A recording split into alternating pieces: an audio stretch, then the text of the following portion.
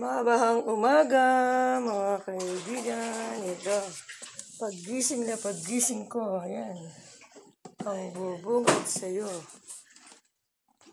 Mga nagpawala na yata yung dam na naman. Ayan o. Ayan naman ang bahay namin. Bulok namin bahay na bulok na lalo. Ayan. Nabutan na naman ako dito sa bahay. Ayan. Ano ba yan? Kaya nanapos ko. Puro tubig na lang.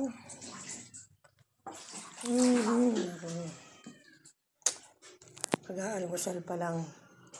Ang oras na 6:30.